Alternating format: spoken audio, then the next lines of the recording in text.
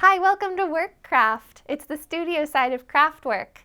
Today we're going to dye some fabric and yarn for a bigger project where I'll be weaving a small piece of clothing for myself. And I'm going to start with the turmeric because that one's quick and easy.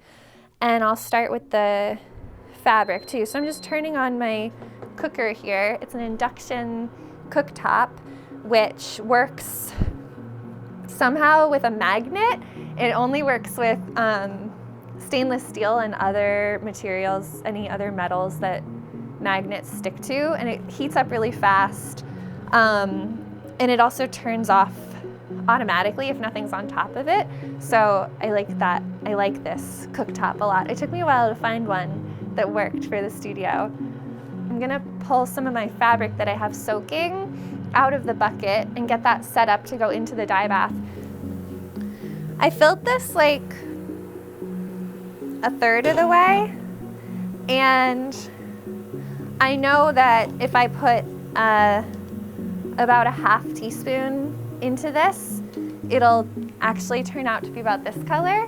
I would like it to be a little bit darker, so I'm gonna see what a full teaspoon does, and then if I need to add more, I can add more. Okay, I think my pot is boiling. Well, it's close enough. It'll work. It doesn't have to be like a rolling boil. It's actually kind of better sometimes if it's not. It's simmering right now, so we can use this.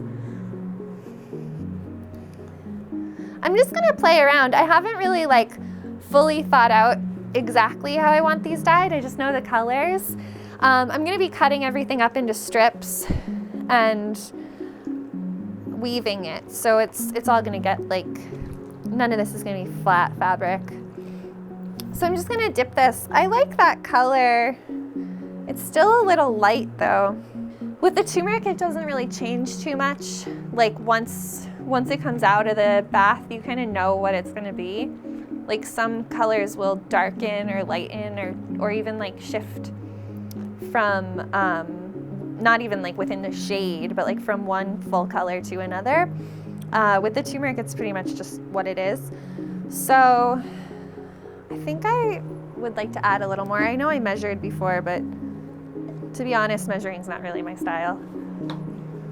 Okay, I think we'll leave this one as it is.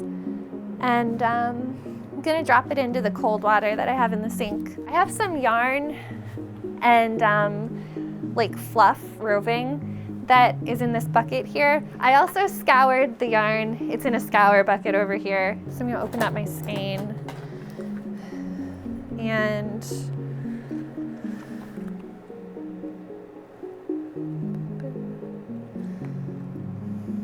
I have these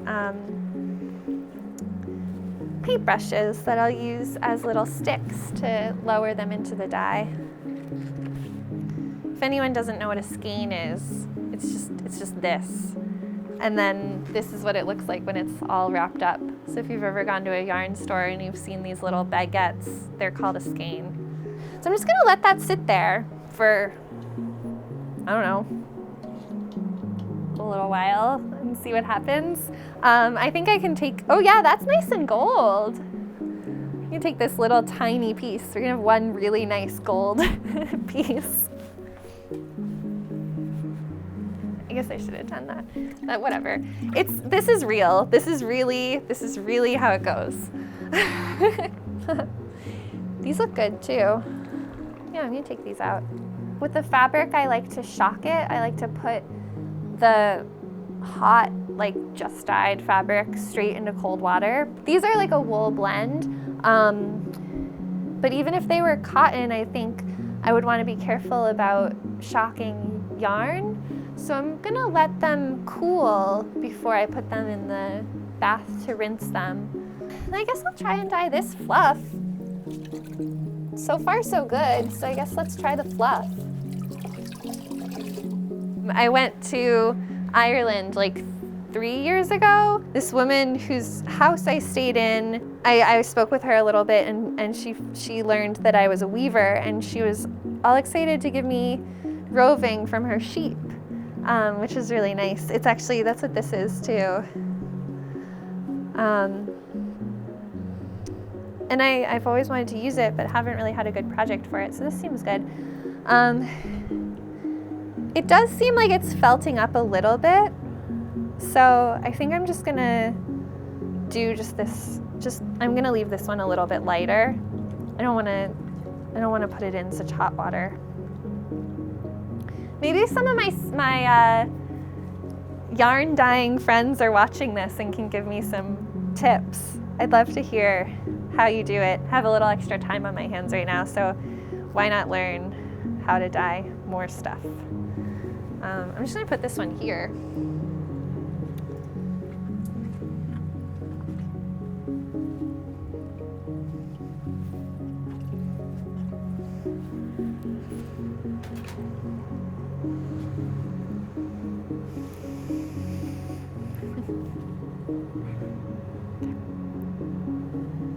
Go ahead.